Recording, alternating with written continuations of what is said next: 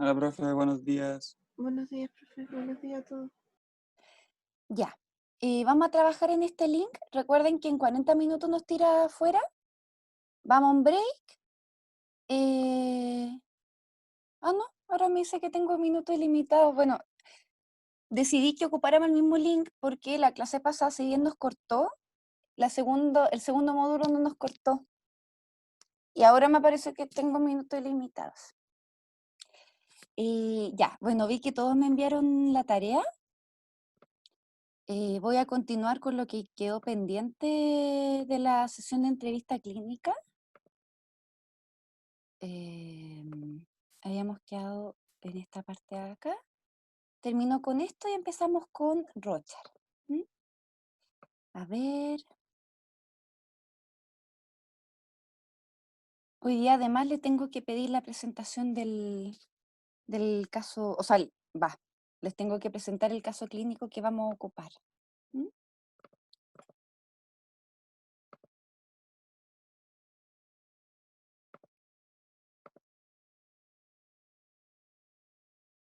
Ahí.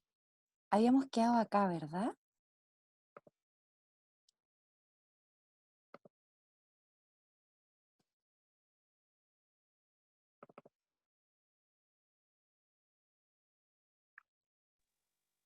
Sí, profe. Sí. Súper.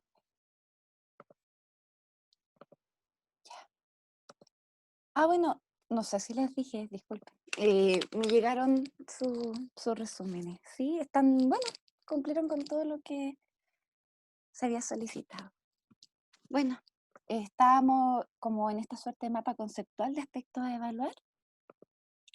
Comentarles que hay situaciones que son bastante riesgosas, como por ejemplo cuando hay ideación suicida altamente estructurada o hay existencia, ¿verdad?, acompañada de autolesiones.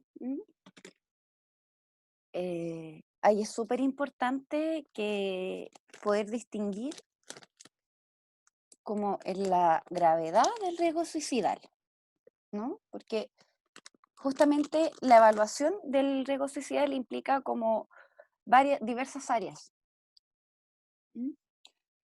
Y cuando vemos que la lesión suicida está como altamente estructurada, que quizá hay elementos de impulsividad, que hay antecedentes de intentos de suicidios previos, tenemos que analizar el método, la letalidad del método, ¿sí? Si es que hay planificación, todo eso ya se nos va configurando como un cuadro en donde la entrevista clínica nosotros vamos a tener que adoptar quizá una actitud como mucho más indicativa.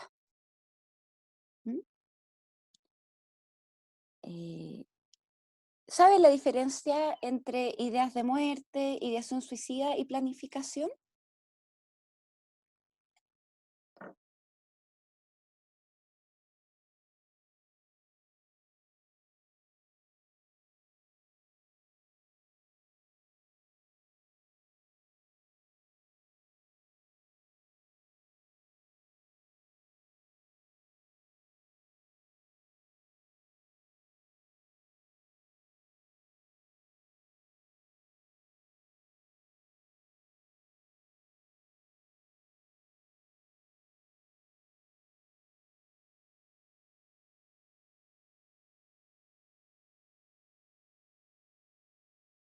Da, profe, creo que a grandes rasgos la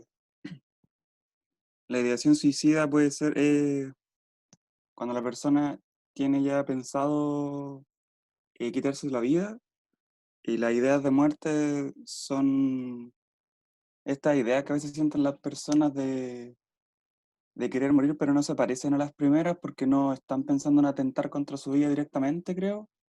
Y la planificación ya tiene que hacer relación a ya tener pensado cómo proceder a llevar a cabo esta ideación suicida. Muy bien, Alejandro. Justamente la idea de muerte es como pensar en morir, pero no hay un compromiso activo por parte del sujeto a ello. Entonces, la persona puede referir que tiene ganas de descansar, de dormir mucho y no volver a despertar. La ideación suicida es importante evaluar qué tan estructurada está, porque hay veces que está súper difusa. y hay otras veces que ya está como mucho más, que ya toma más consistencia, ¿no? Y justamente cuando ya está muy estructurada, podemos apreciar que ya hay una planificación. ¿M? Y la planificación, como bien señala Alejandro, implica el haber escogido, por ejemplo, el método, ¿sí? Ya sea, no sé, por ingesta medicamentosa, por suspensión. ¿M? Y además del método, recuerden que algo que es muy, o sea, porque en esta distinción de ideas de muerte y acción suicida, está como el compromiso activo del sujeto, ¿no? Para como llegar a concretar esta idea. Em, entonces también tenemos que evaluar no solamente el método, sino si es que la persona, por ejemplo, ya decidió en qué momento lo va a hacer, por ejemplo, cuando no haya nadie en la casa, si es que va a cerrar, no sé, por la puerta con pestillo, ¿sí? Como haciendo un poquito la distinción también de lo que se entiende como gesto suicida. ¿M? Muchas veces los intentos suicidas no están tan planificados, pero las personas igual llegan, por ejemplo, a urgencia. ¿M? Eso es porque puede ser que el intento se haya realizado como de forma más impulsiva. ¿Sí? Entonces esas son situaciones de alto riesgo que es importante que las podamos evaluar, o sea, que se aparecen en la entrevista como tomar otra actitud. ¿M? También otras situaciones que son de riesgo es cuando estamos en una entrevista con pacientes, usuarios con trastornos psiquiátricos, ¿no? Y están descompensados. ¿M? Eh, ya sea tanto están descompensados ellos como algún miembro de la familia. También son como situaciones de riesgo o complejas que nos van a llevar a ser un poco más indicativos. ¿M? También hay otras situaciones que son muy complejas, que nosotros no las, como que no las prevemos antes de la entrevista, pueden que aparezcan. ¿M?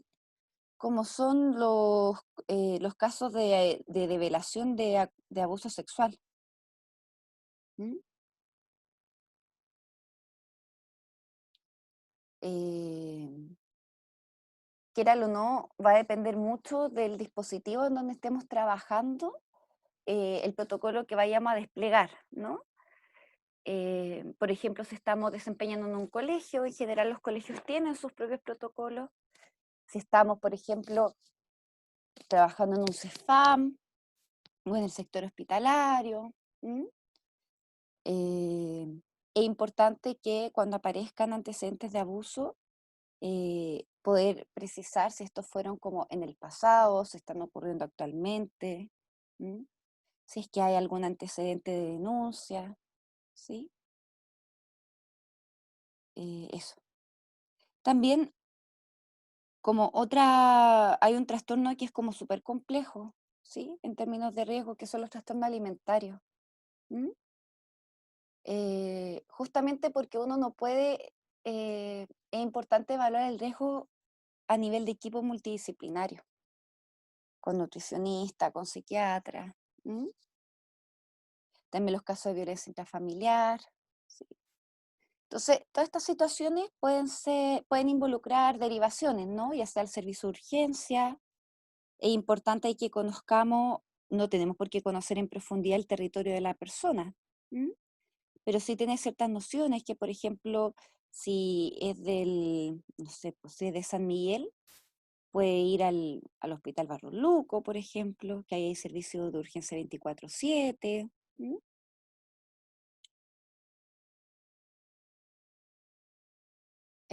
También derivación de la OPD, que es la Oficina de Protección de Derechos, ¿verdad? Que como ustedes saben pertenece a la red de Sename. O también derivaciones al CEFAM, de su comuna. Sobre todo cuando son como abordajes como más que de gravedad, de complejidad, cuando hay como complejidad psicosocial. Ahí es importante tomar como contacto con el CEFAM. ¿M?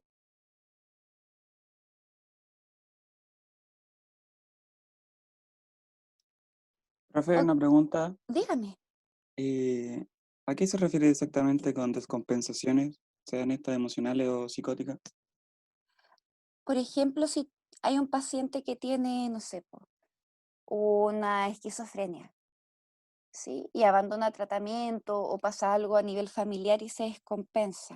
En general esas descompensaciones son como bien, puede que sean muy floridas, por ejemplo, de los psicóticos. Entonces que haya mucho riesgo para sí mismo o para terceros. En general suele ser más para sí mismo.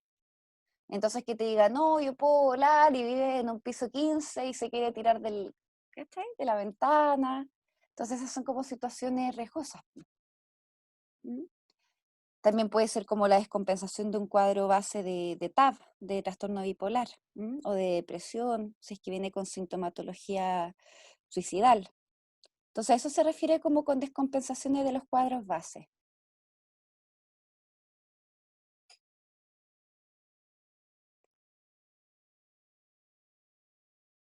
¿Quedó más claro ahí, Alejandro? Sí, profe, gracias. Súper.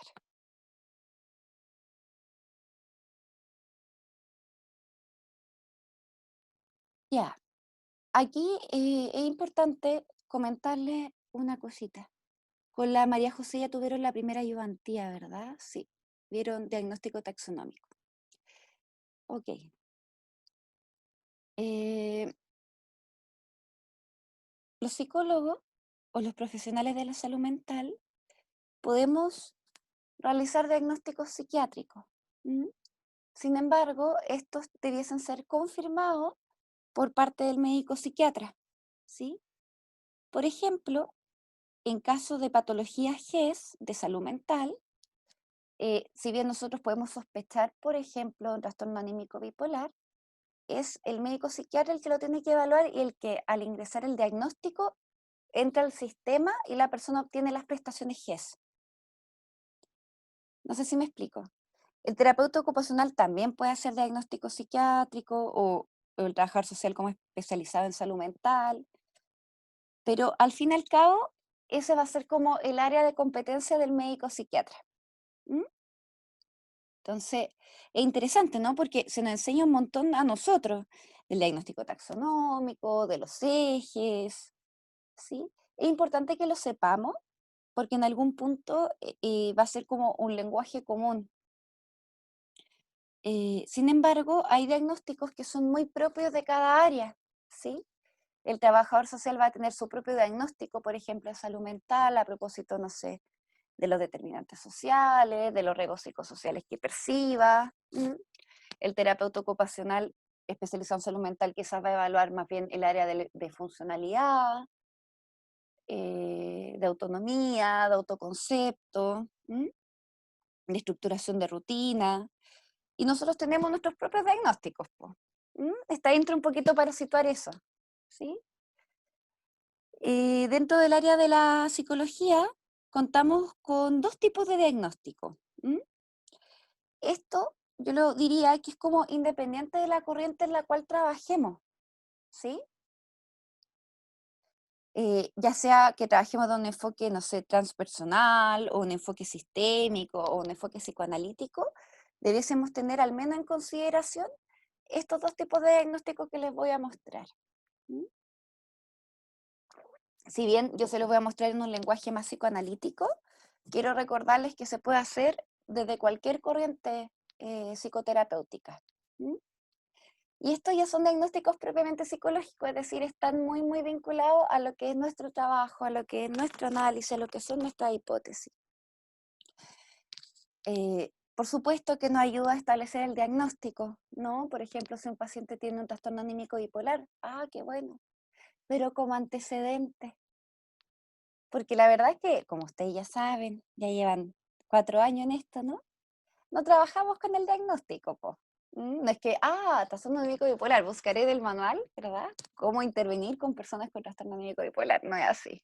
¿Mm? Trabajamos con una persona que tiene este diagnóstico, como puede tener otro, ¿no? Entonces, en ese sentido, es importante situar que hay un diagnóstico que es propio de nuestra disciplina. ¿Mm? Y que puede ser de gran contribución en los equipos de salud para la conceptualización clínica, ¿no? Es decir, para comprender el funcionamiento de la persona. Eso es lo que queremos hacer nosotros. Entregar ciertas claves que permitan comprender el funcionamiento de la persona.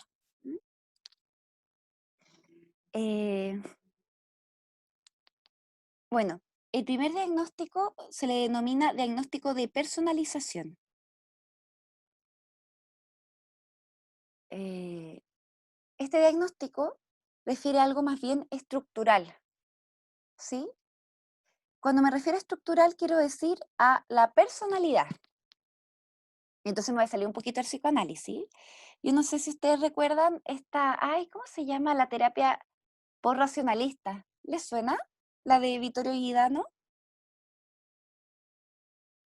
Sí, Ya. ¿Se acuerdan que Vittorio Guidano planteaba como, creo que eran 3 o 4, como organizaciones de significado personal? ¿Cuáles eran?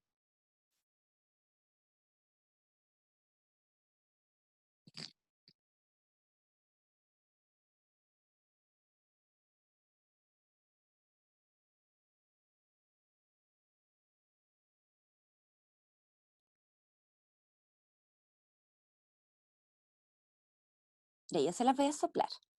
Estaba la fóbica, estaba la depresiva y estaba la adápica.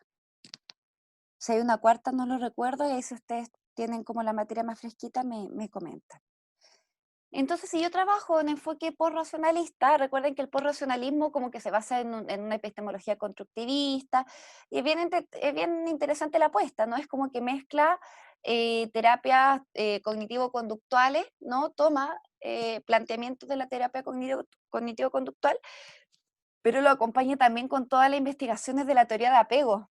¿Se acuerdan de John Bowlby? Entonces, una apuesta muy interesante la del constructivismo posracionalista. Y si yo fuera eh, o trabajara este enfoque, por así decirlo, lo más probable es que en diagnóstico de personalización pondría, aquí se presenta, no sé, pues el paciente presentaría una organización de significado personal de tipo DAPICA, ¿sí?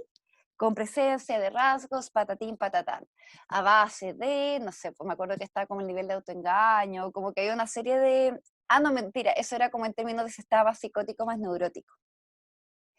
No sé si me explico, es como independiente de la corriente en la cual yo trabaje, puedo dar un diagnóstico de personalización, porque la idea del diagnóstico de personalización es hablar sobre cómo se estructura la personalidad del sujeto, ¿vale?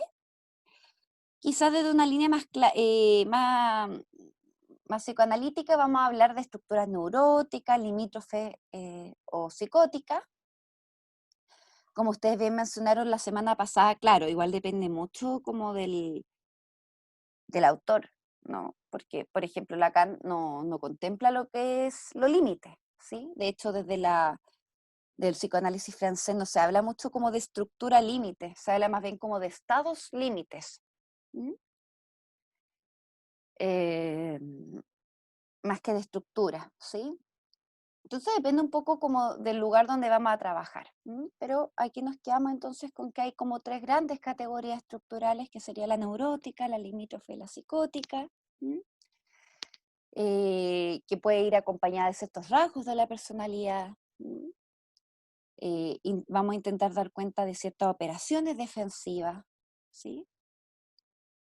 Y también esto que me parece no menor, que tiene que ver como con los procesos de diferenciación, y que de ahí yo me agarro harto también, no solamente el psicoanálisis, sino de la sistémica, ¿no? Como de los planteamientos de Bowen. ¿Se acuerdan? Como esto de la masa indiferenciada del yo, que tanto el sistema familiar posibilita la diferenciación. ¿Sí?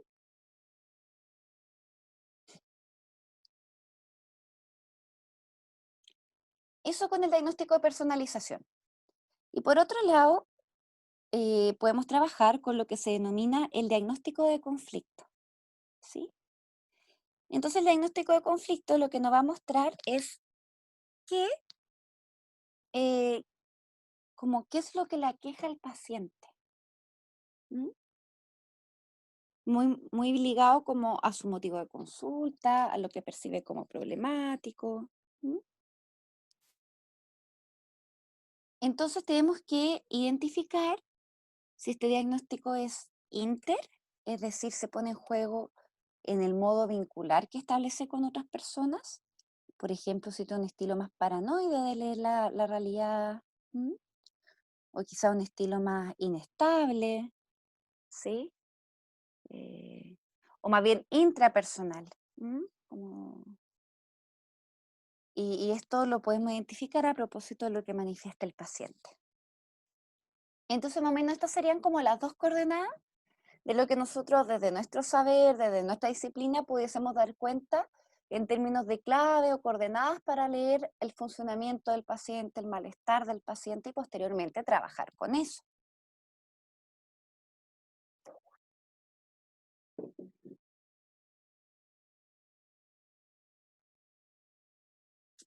Hasta acá, ¿alguna pregunta?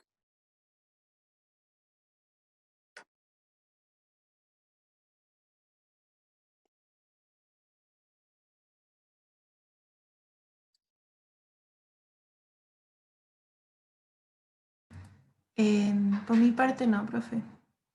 Ya. Súper. Voy a seguir. Yo tengo entendido que ya lo han revisado, entonces más bien este va a ser como una ayuda a memoria para recordar un poquito. En términos de diagnóstico de diferenciación, podemos utilizar lo que se llama la entrevista estructural, ¿no? Como de Otto Kemper, que yo les pedí que se leyeran el capítulo 2. Justamente porque se plantea a través de que a través de esa entrevista uno puede armarse una idea respecto a a tres grandes categorías, ¿no? Que sería la identidad yoica, el juicio de realidad y los mecanismos de defensa. Em, Cuando hablamos de identidad del yo, estamos pensando en un concepto que es integrado de sí mismo y también de otros significativos, ¿sí? En diferentes situaciones y contextos. ¿M? Em, Cuando se habla de integrado, no quiere decir polarizado, ¿no? No es como que el otro aparece como bueno y yo soy el malo, porque ahí podemos ver que hay un funcionamiento quizá un poquito más eh, escindido. ¿M? Cuando se da la integración es como la posibilidad de que coexistan aspectos tanto positivos como negativos del sí mismo y de otros. Con respecto al juicio de realidad, eh, recuerden que una primera distinción del juicio de realidad tiene que ver con la posibilidad de diferenciar lo que es el yo de lo que es el no yo. ¿M? ¿Sí? Entonces, como de delimitar los límites del mundo externo y del mundo interno, ¿no? Como poder diferenciar, por ejemplo, el origen de los estímulos, si es que estos son intrapsíquicos, por ejemplo, pensamientos, emociones, ¿verdad? O si es que son externos. ¿M?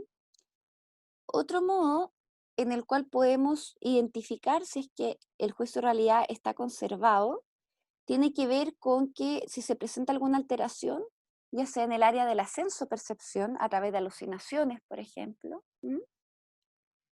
o bien a través de la alteración del contenido del pensamiento, que sería los delirios. ¿M? ¿Sí? Eh, Recuerden que no es lo mismo que yo esté alucinando, no sé, con el diablo, y que yo les diga, miren, el diablo está ahí, está presente, está ahí, a que yo les diga, en este momento estoy viendo al diablo, pero sé que no es real. ¿M? Sé que no es real. Como que sé que es parte, ¿me entienden o no? Es como, ahí uno puede ver que a pesar de que hay fenómenos psicóticos, sí hay una posibilidad de lo como se denomina, de enjuiciarlos. Con respecto a la idea delirante, recuerden que las ideas delirantes tienen como estas características que fueron mencionadas por Jaspers, ¿no? Como de esta certeza apodíptica. Entonces, justamente, bueno, ahí habría que distinguir entre ideas sobrevaloradas e ideas delirantes primarias, por ejemplo, o secundarias al afecto, ¿m? O ya cuando estamos en el caso de los delirium, que pueden ser como secundario a algo más bien orgánico. Eh, claro, justamente cuando el paciente presenta ideas delirantes, estas ideas tienen esta característica de ser súper ciertas. No hay cuestionamiento al respecto. Es decir, por ejemplo, en los delirios de referencia, ¿no? La tele me está hablando a mí, me está dando mensajes a mí. ¿Mm?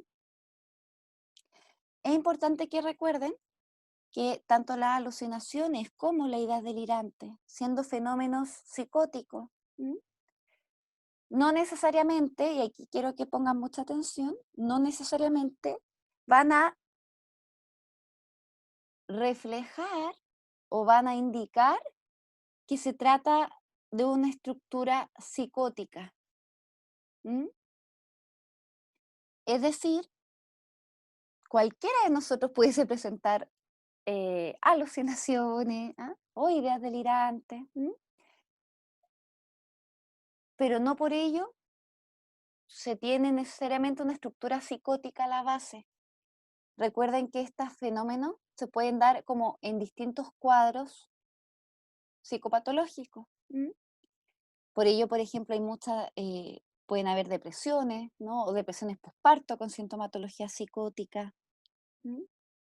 Recuerden que la manía de la bipolaridad es muy, si bien va acompañada como esta exaltación de energía, ¿no? Del ánimo, también tiene como, también linda con lo psicótico, ¿no? Hay, por ejemplo, personas que pueden tener trastorno de personalidad con episodios de micropsicosis. ¿M?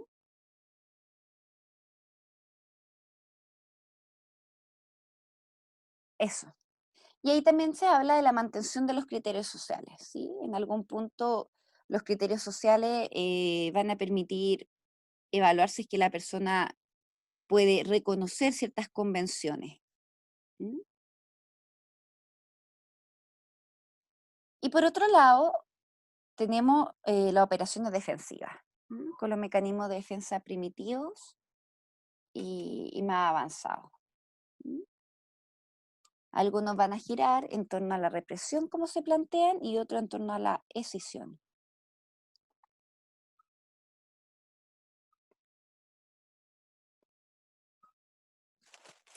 Hasta acá, ¿alguna pregunta, algún comentario?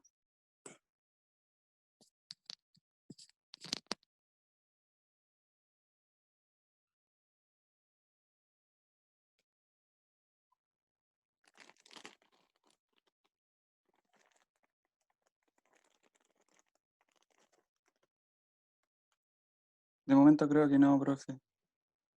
Ya, súper. Sigamos entonces.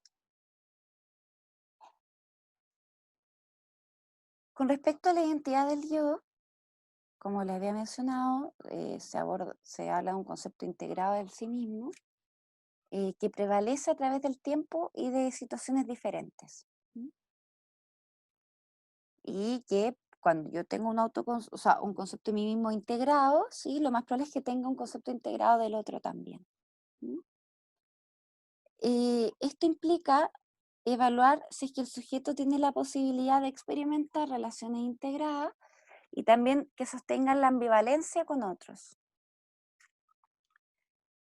¿A qué me refiero acá con ambivalencia? Yo voy a estar constantemente como clarificando, ¿no? Porque la ambivalencia desde acá se entiende de forma distinta a la ambivalencia como alteración afectiva en psiquiatría. ¿M? Aquí ambivalencia se va a entender como la posibilidad de querer al objeto y también de no quererlo. Y esto ocurre al mismo tiempo, ¿sí? Uno de los indicadores que nos pueden ayudar a identificar qué tan integrada estará el yo tiene que ver con la capacidad de historizar, es decir, aquello que se denomina como narrativa yoica. ¿M?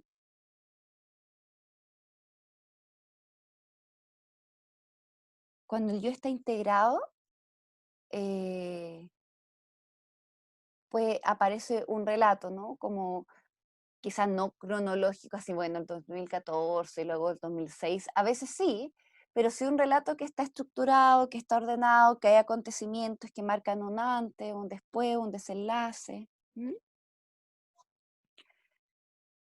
También considerar que en trastornos de personalidad más severos predomina la agresión como un aspecto muy importante en el vivenciar. Si bien la agresión es como constitutiva del psiquismo humano, según Melanie Klein, en algún punto en los trastornos de personalidad más severos, es como que esta agresión no está, es como que no estuviese delimitada, es como que se actúa en las relaciones. Se plantea una baja elaboración del mundo afectivo y que la persona pudiese estar inundada por el afecto. Esto que les voy mencionando, quiero que lo recuerden y que lo vayan desde ya entrecruzando con la información del Rorschach. Porque justamente vamos a ver indicadores que nos vayan mostrando como cierta tal o cual estructura psíquica.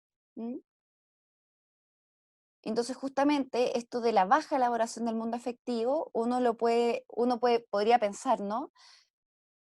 En algún indicador Rorschach, como por ejemplo en el determinante de color.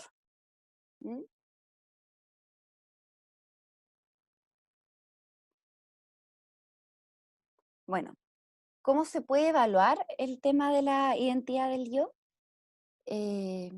Una de las estrategias que se pueden utilizar es pedir una descripción del sí mismo, ¿sí? Es decir, usted le pueden pedir a la persona ya, escoja, no sé, pues 3 cualidades que lo definen. O esa es como un poquito más cerrada, pero pueden hacerla más abierta. Así como, cuénteme quién es usted, con sus palabras, ¿sí? Y también mientras pedimos la descripción del otro, o sea, del sí mismo, podemos describir o sea, pedir la descripción del otro. Por ejemplo, vive con la pareja. A ver, cuénteme quién es su pareja, cuáles son sus cualidades. Entonces, ahí, como aparece en el segundo punto, ¿no? Pedir una descripción de la personalidad de las personas significativas.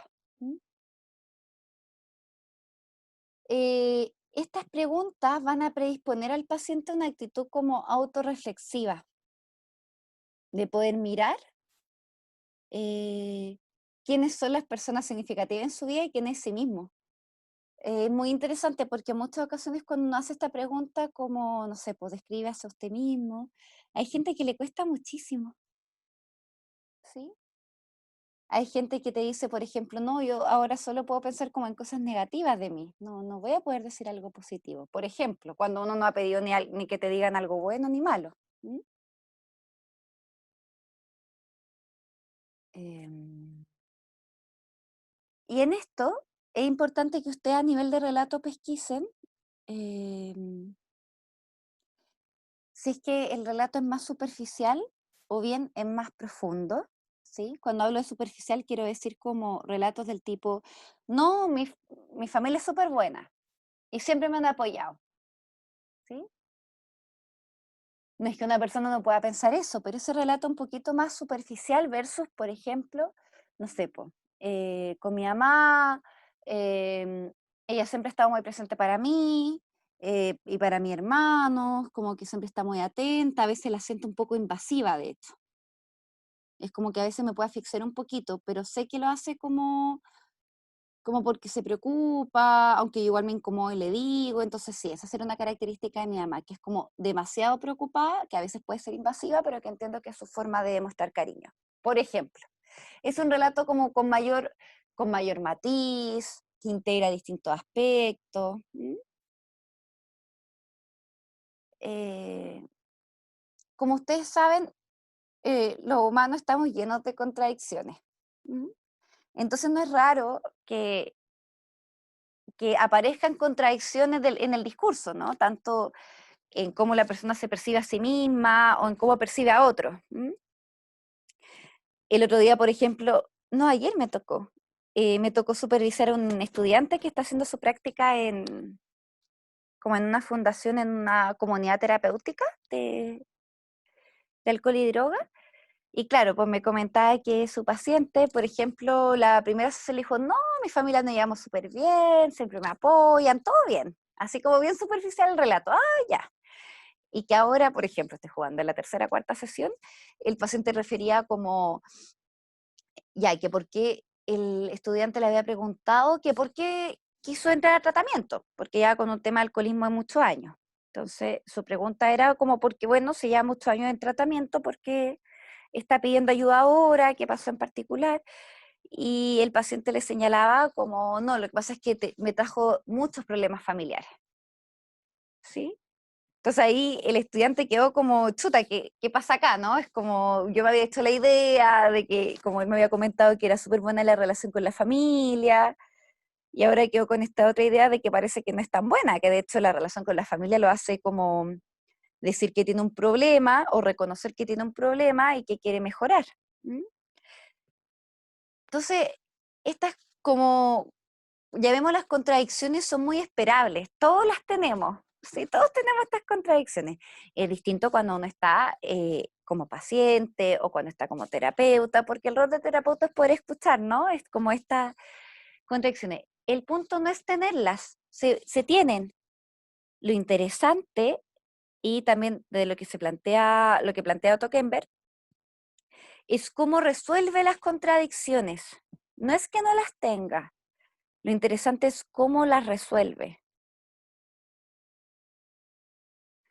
Entonces no es lo mismo que, por ejemplo, frente a este mismo caso que yo les pongo. Imagínense yo fuera la paciente y el estudiante me dice, oye Raiza, tengo una duda, mira, tú me habías dicho que la relación con tu familia era súper buena, que te sentías súper apoyada, y ahora, o la sesión pasada me comentaste que habías empezado el tratamiento porque empezaste a tener muchos problemas con familiares. Cuéntame un poquito sobre esto. ¿Mm? ¿Cómo, cómo podemos entender que en un primer momento tú refieres, ¿no?, que había muy buena relación y ahora que había muchos problemas? Cuéntame un poco. Y ahí el modo en que se resuelva es lo que ustedes tendrían que evaluar a través de esta entrevista, más que la contradicción en sí. Porque una cosa sería como negar esto, ¿no? Negar esta contradicción, como, no, no, si yo siempre te dije que son problemáticos, son terribles, mi familia yo no los soporto, si por eso tengo este problema de alcoholismo, estoy jugando, ¿sí? Una respuesta como de tipo más neurótica sería poder integrar distintos aspectos. ¿M?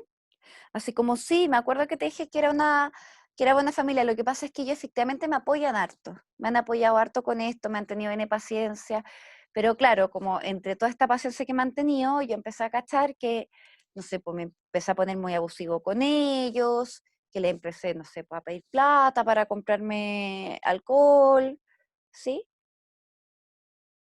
Entonces por ahí, claro, las relaciones empezaron como a no estar muy buenas. ¿M? Pero eso no ha quitado tampoco que ellos me apoyen. ¿Sí? Hay más tensión en la relación, pero aún así me siento apoyado. ¿Mm? En vez de decir, no, eso cayó de miércoles, qué sé yo. ¿Mm?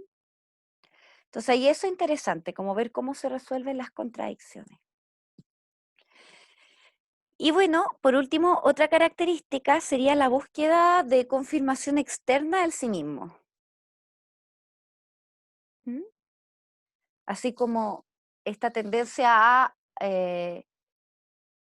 que otros digan quién soy, ¿sí? O a describirme exclusivamente o a mirarme exclusivamente a través del ojo de los demás.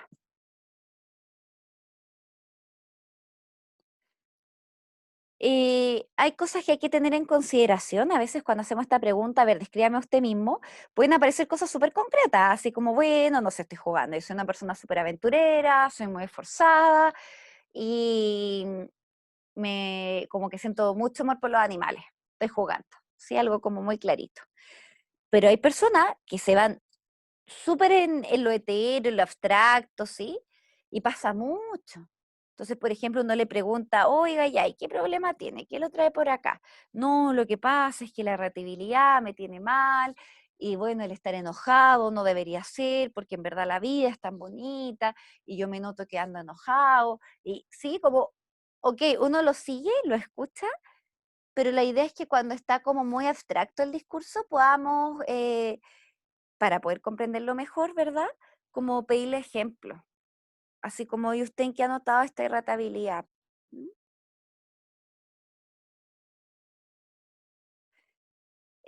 Aquí hay un ejemplo, ¿sí? El paciente dice, mi familia es terrible, definitivamente no me quieren. Y el terapeuta le pregunta, ¿en qué lo ve? ¿Cómo se da cuenta que su familia no lo quiere? ¿Mm?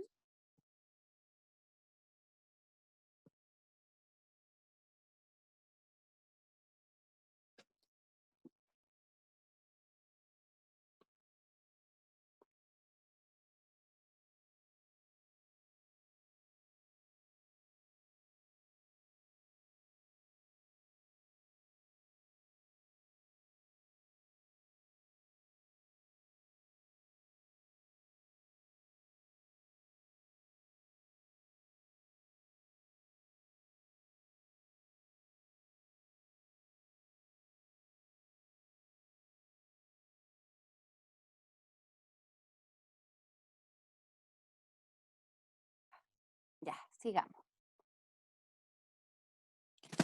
Eh, Además, con respecto a la integración del yo, es importante considerar como estos procesos que de primero introyección, identificación y posteriormente lo que se entiende por identidad. ¿Mm? Recuerden que el proceso de introyección y proyección es como bien constitutivo del aparato psíquico, ¿no? Es como que se van introyectando aquellos aspectos positivos, se intentan proyectar en un primer momento aquellos que son como más displacenteros, posteriormente importante proyectar aspectos positivos para que como confiar en el mundo, verlo como un lugar donde se pueda habitar, en fin. La fantasía, ¿no? Se va conformando justamente a propósito de estos procesos de introyección y proyección, ¿m? Que posteriormente pasarían como a esto de la identificación, ¿no? Que uno también lo puede explorar con los pacientes, ¿sí? Así como, por ejemplo, hay qué miembro de la familia siente que se parece más, con quienes comparte más rasgos en común, ¿sí? Eso lo podemos preguntar y también lo podemos revisar en la historia. Eh,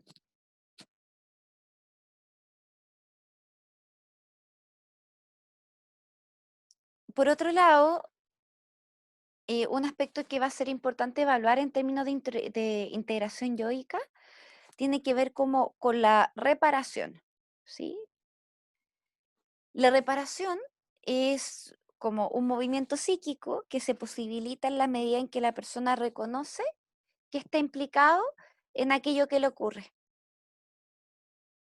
¿sí? Entonces es muy interesante porque muchas veces los pacientes llegan como en una postura muy de queja, ¿no? Así como el otro, el otro, el otro hizo esto, el otro hizo esto otro. Ojo, estoy exceptuando los casos como de violencia y maltrato, ¿vale? Fuera de esos casos. ¿M?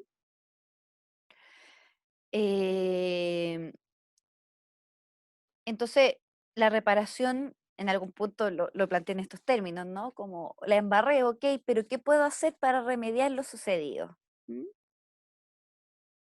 Y justamente la capacidad de reparación está muy vinculada a las posibilidades de cambiar, ¿no? Como si yo noto que estoy siendo muy irritable y estoy contestando quizás de una forma en que no quiero a mi pareja, puedo acusar recibo de esto y quizás buscar otro modo de vincularme con ella, o con él.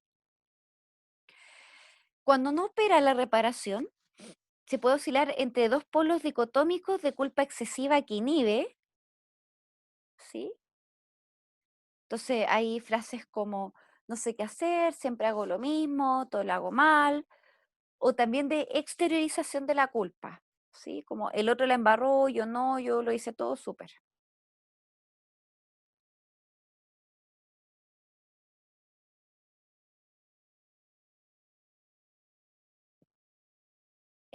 Y también parte de evaluar la integración yoica o la identidad del yo tiene que ver con la evaluación de otras instancias psíquicas. Una que es muy conocida, que se utiliza bastante, tiene que ver con esta instancia psíquica, el super yo, ¿no?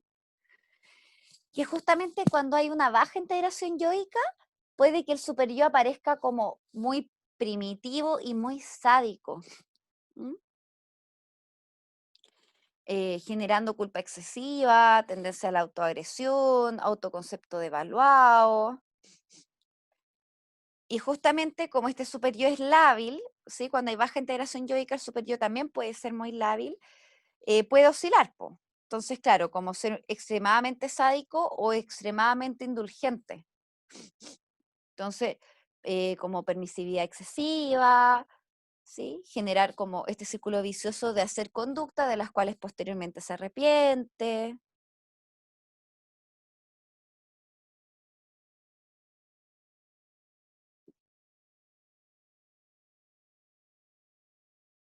Bueno, algo hablamos ya del juicio de realidad. Recuerden esto como de la capacidad de diferenciación entre entre el yo y el no yo. ¿M? Lo cual va a sentar las bases que permitan distinguir lo que es la fantasía de lo que es la percepción, po. ¿M? Entonces, como les comenté, uno de los indicadores tiene que ver si es que hay alteraciones del ascenso de percepción o del contenido de pensamiento, y también si es que estos son o no enjuiciados. Recuerden que esa parte es importante. Si es que las producciones como eh, alucinatoria o delirante se logran enjuiciar.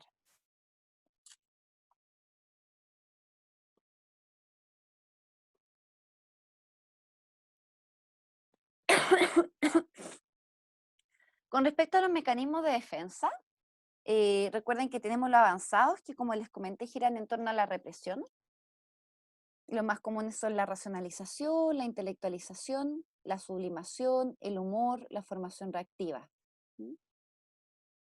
El humor es un mecanismo de defensa súper interesante, ¿no? Es como, yo cuando hablo de este apartado, siempre pongo el ejemplo de, como de los humoristas.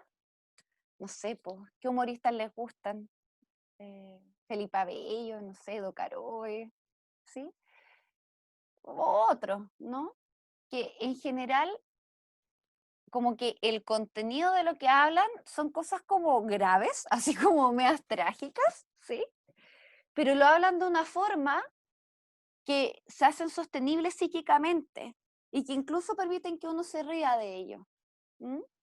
Entonces, en ese sentido, yo creo que los humoristas nos muestran muy bien cómo poder hablar de situaciones que son terribles, pero que a través del humor son sostenidas psíquicamente, son más tolerables. ¿M?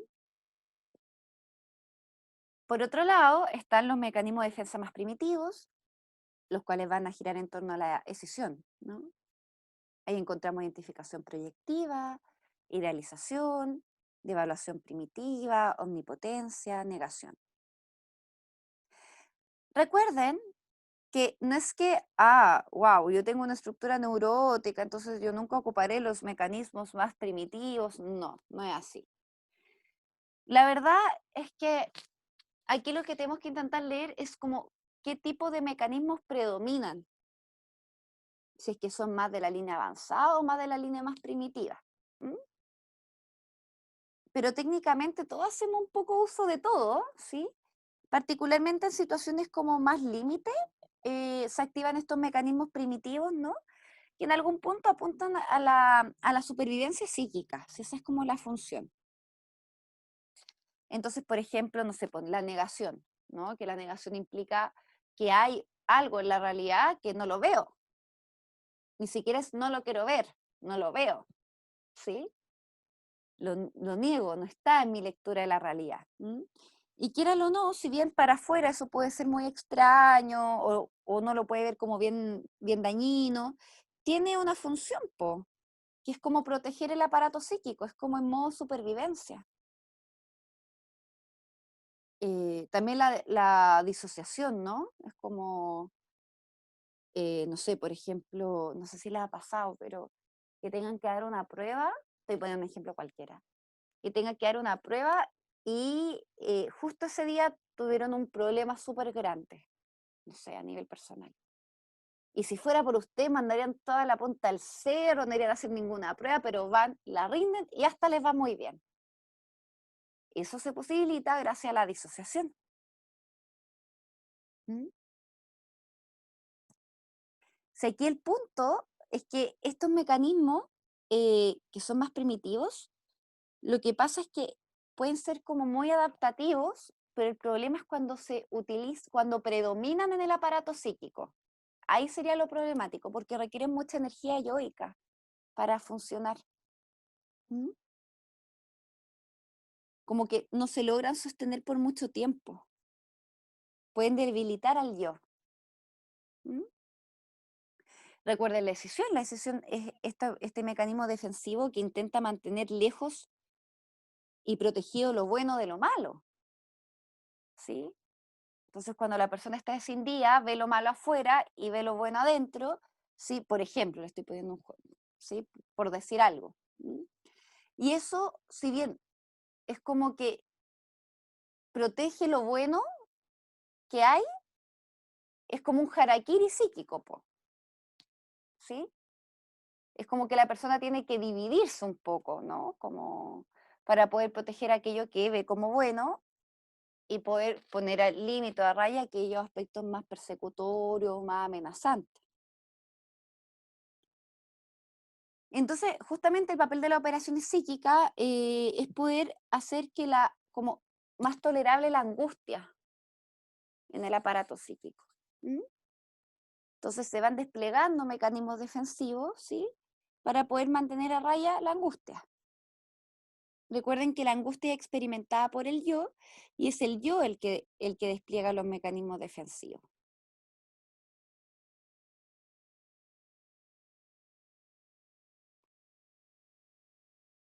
Ya, aquí vamos a revisar un poquito como estructura, ¿sí?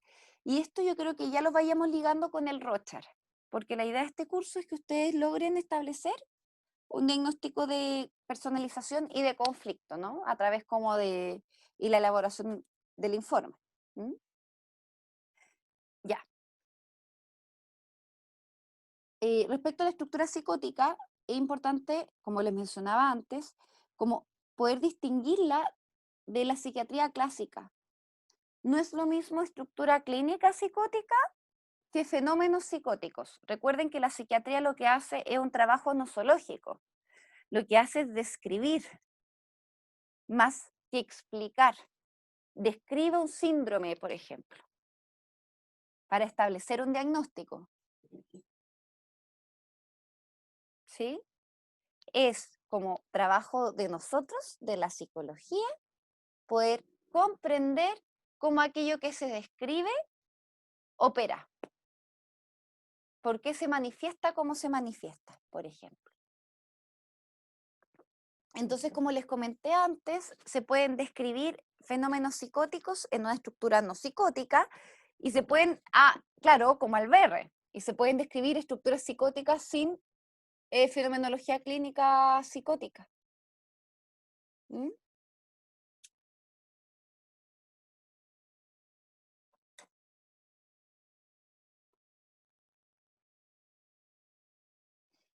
Ok.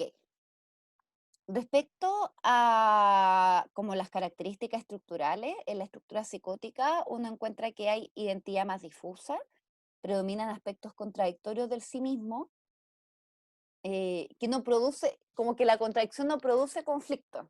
Es como si efectivamente mi familia es buena y es mala, por ejemplo. Y los otros aspectos están muy pobremente integrados. ¿Mm?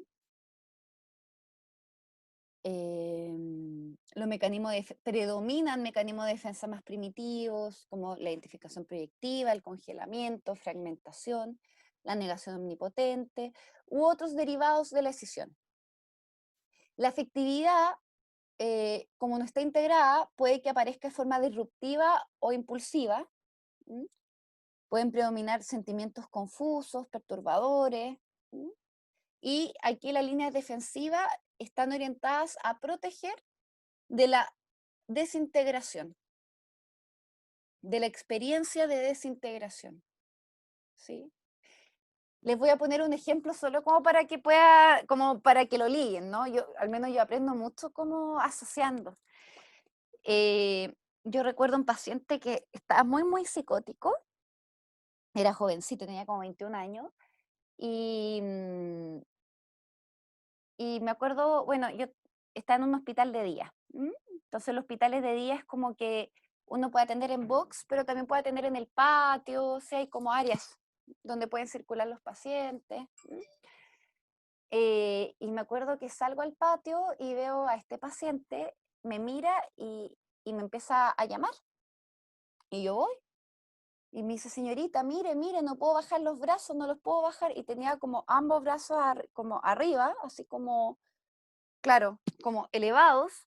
Y decía que no los podía bajar, estaba súper angustiado. Me dice, señorita, es que no los puedo bajar, no los puedo bajar. ¿Qué hago? ¿Qué hago? Porque los tengo arriba, no los puedo bajar. ¿Sí? Para mí ese fue un ejemplo muy gráfico de esta sensación como de desintegración. Recuerden que como todo esto tiene un correlato corporal, de hecho cuando hablamos de esta distinción entre el yo y el no yo, recuerden que hay como un límite que también es el cuerpo, ¿no? El cuerpo también opera como barrera entre lo que es el yo y el no yo. Entonces, para mí ese ejemplo me retrata muy bien como esta experiencia de desintegración. El cuerpo no le responde, ni siquiera está en una posición, digamos, paradito, relajado, no, o sea, estaba con los brazos arriba y no los podía mover. Tenía la sensación de no poder moverlo. Eso. Bueno, en términos de prueba de realidad, se aprecia una alteración del juicio de realidad. Lo hecho se perciben de forma más bien distorsionada y por ende el sentido, ¿no? También está alterado. Para aquellos que le tienen mayor, yo sé, usted me han comentado que son del área organizacional, sí, pero igual, como que uno tiene ciertas filiaciones, ¿no?